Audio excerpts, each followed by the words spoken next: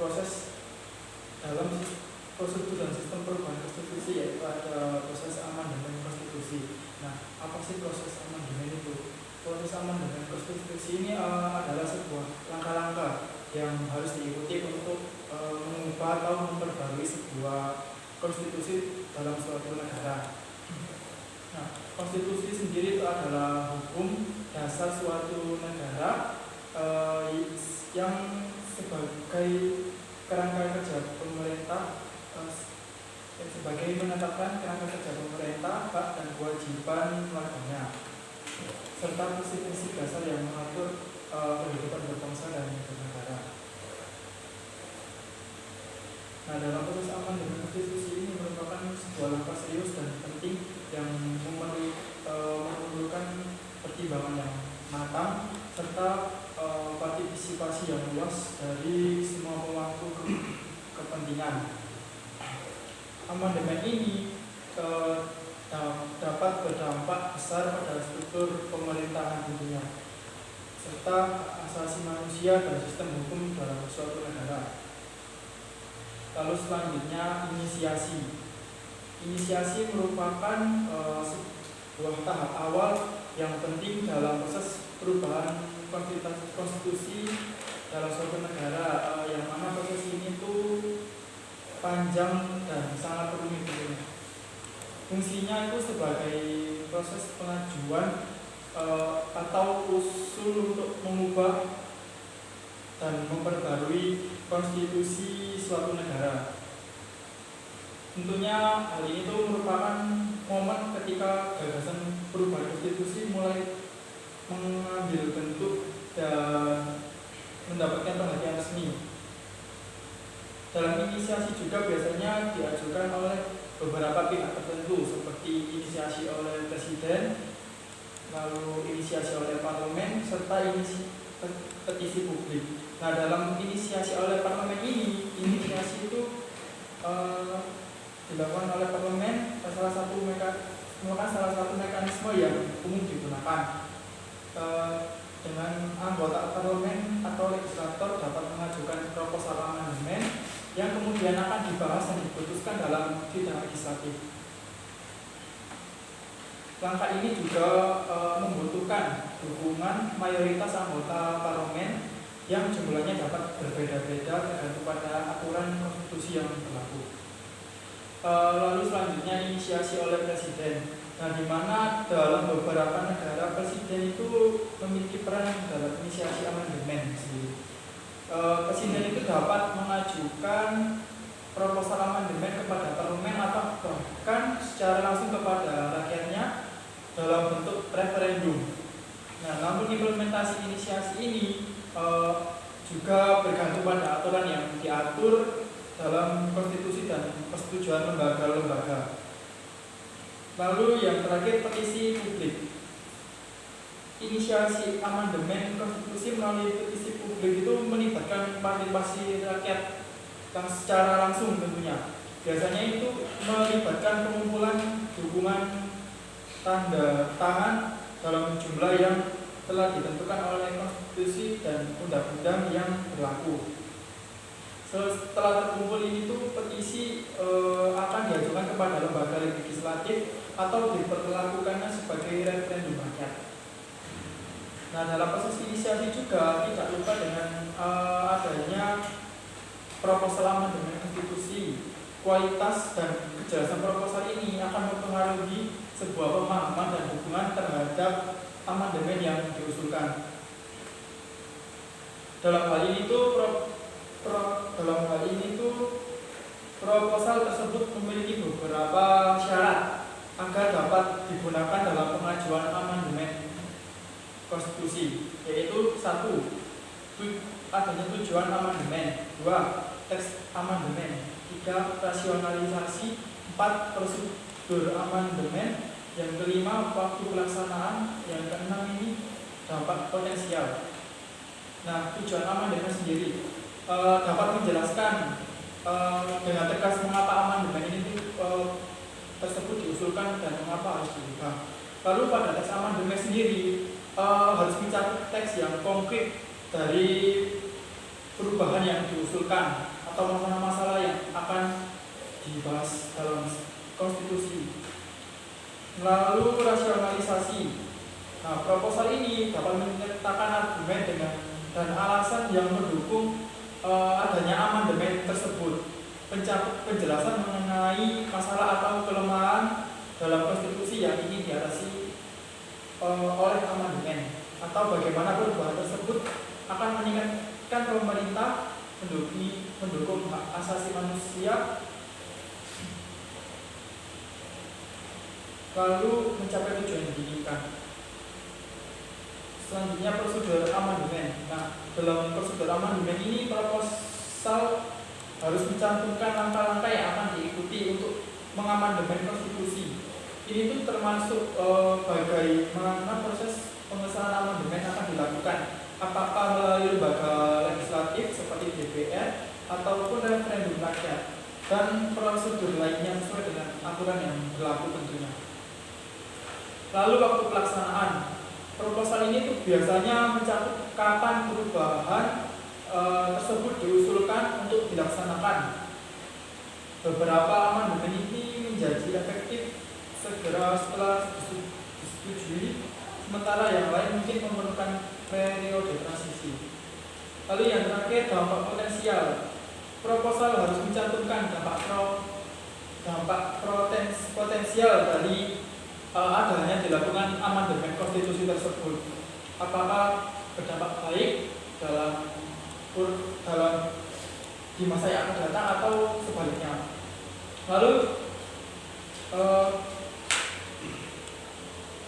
selanjutnya diskusi dan persetujuan. Nah, dalam proses diskusi dan persetujuan proposal amandemen konstitusi merupakan tahapan penting dalam proses perubahan. Ini yang merupakan saat di mana anggota badan legislatif atau konvensi hukum membahas, memeriksa dan mengambil sebuah keputusan untuk mengenai perubahan yang diusulkan dalam sebuah konstitusi. Berikut penjelasan lebih lanjut tentang tahapan ini. Nah, 1. Adanya diskusi proposal, 2. Komite khusus, dan 3. Debat dan amandemen, yang 4. Persetujuan oleh mayoritas suara, yang 5. Transparansi dan pertanggungjawaban. Lalu selanjutnya ratifikasi hukum atau referendum. Ratifikasi referendum adalah salah satu tahap penting dalam amandemen konstitusi di berbagai negara. Ini merupakan sebuah mekanisme yang mana rakyat secara langsung berpartisipasi menentukan apakah perubahan konstitusi yang diusulkan harus disahkan atau ditolak. Beberapa negara mewajibkan referendum publik sebagai bagian proses amandemen konstitusi. Berikut beberapa penjelasan lebih lanjut tentang ratifikasi atau referendum dan amandemen konstitusi, yaitu adanya referendum publik, yang kedua persyaratan mayoritas, yang ketiga kampanye referendum, yang keempat transparansi dan integritas, yang kelima pentingnya partisipasi publik. Nah, dalam referendum publik ini pemungutan suara yang dilakukan di tingkat nasional maupun regional, yang memungkinkan warga negara untuk mengungkapkan pandangan mereka tentang adanya perubahan atau amandemen pada suatu konstitusi yang diusulkan. Lalu persyaratan mayoritas. Nah, hasil referendum ini harus mencakup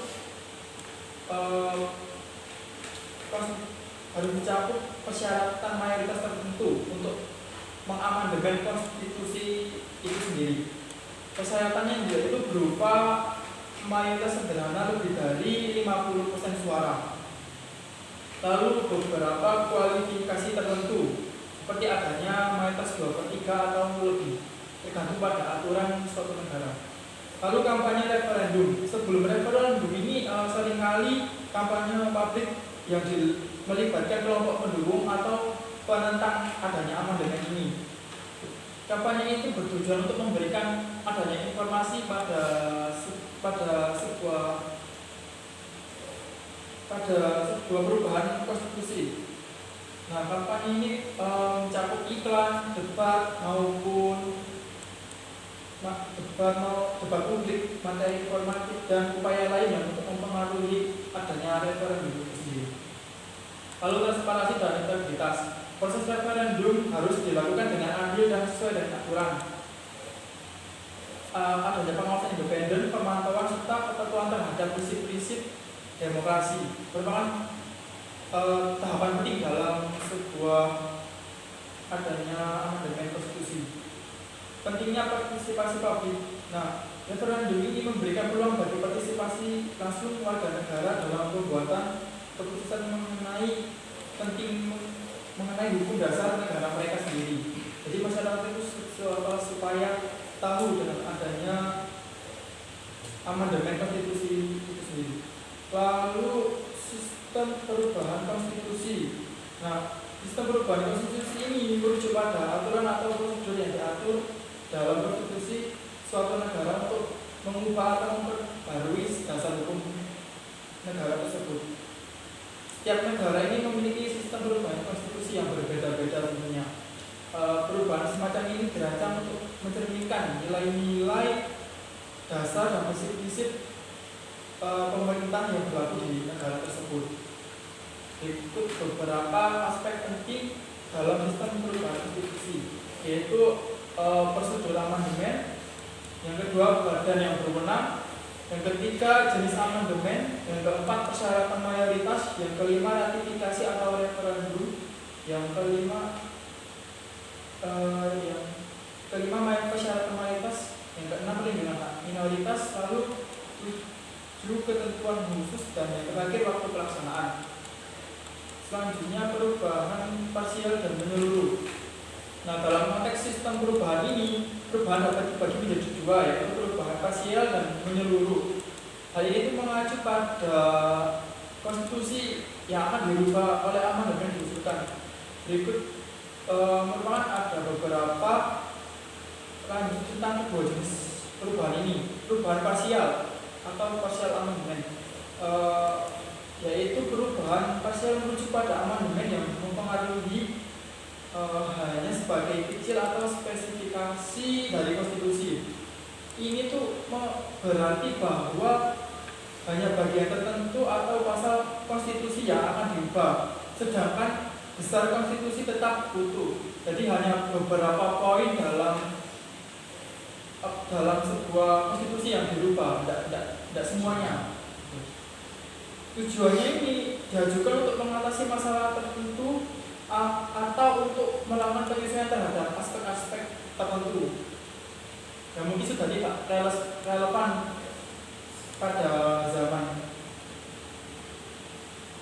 Lalu contohnya itu seperti perubahan parsial pada penambahan atau penghapusan hak tertentu, perubahan dalam struktur pemerintah di tingkat lokal, atau penyesuaian dalam ketentuan keuangan. Nah, selanjutnya ini perubahan menyeluruh atau comprehensive amendment. Perubahan menyeluruh ini merupakan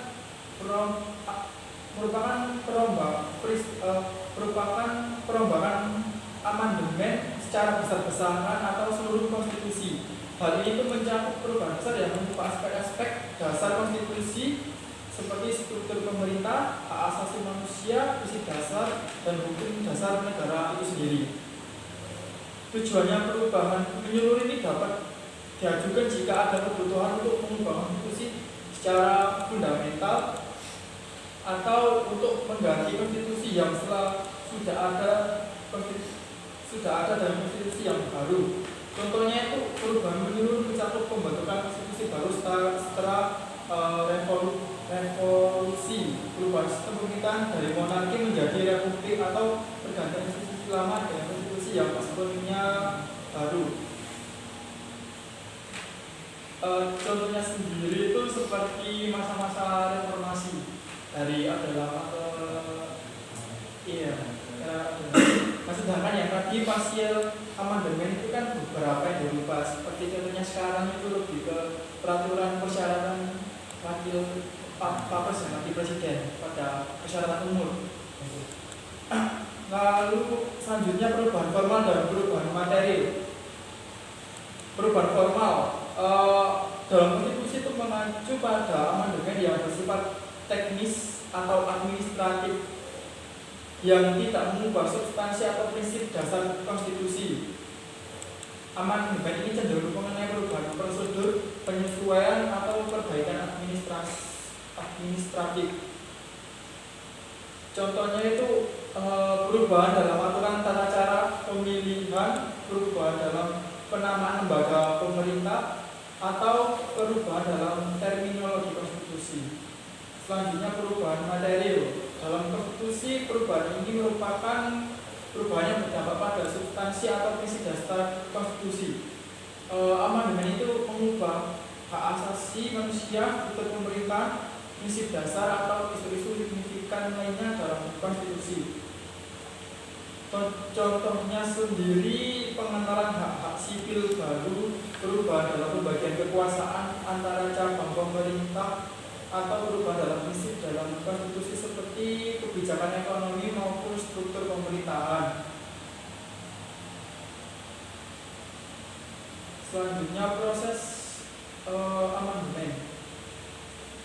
Nah, dalam proses amandemen merupakan aspek yang penting dalam sistem perubahan konstitusi. Ini mencerminkan sejauh mana sebuah negara itu dapat menjaga stabilitas dan integritas prinsip-prinsip konstitusionalnya yang dianggap fundamental.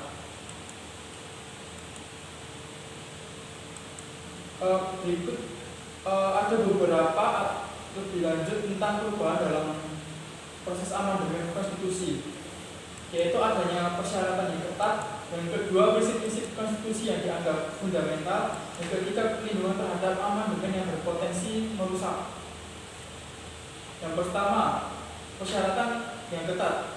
Hal ini tuh proses amandemen konstitusi merujuk pada hambatan atau kendala yang harus diatasi untuk mengusulkan, membahas dan mengesahkan perubahan tertentu dalam sebuah konstitusi.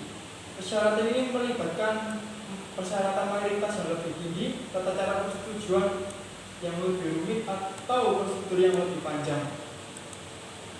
Lalu prinsip-prinsip konstitusi yang dianggap fundamental merupakan nilai-nilai dan prinsip-prinsip yang dianggap sebagai inti dari konstitusi suatu negara. Ini tuh mungkin mencakup hak asasi manusia, prinsip-prinsip demokrasi, pembagian kekuasaan, dan struktur pemerintah. Lalu perlindungan terhadap amandemen yang berpotensi merusak merupakan perlindungan terhadap amandemen yang berpotensi merusak mengacu pada upaya untuk mencegah perubahan konstitusi yang dapat merusak prinsip-prinsip konstitusi yang dianggap fundamental. Ini termasuk pengenalan persyaratan yang ketat untuk amandemen tersebut. Lalu selanjutnya referendum dan partisipasi publik. Referendum sendiri dan partisipasi publik merupakan dua elemen kunci dalam setiap perubahan konstitusi yang berfokus pada keterlibatan langsung warga negara dalam proses pembuatan hukum dasar negara.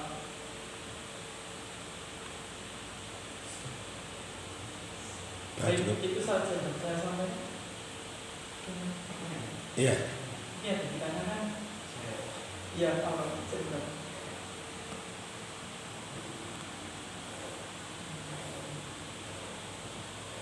Iya.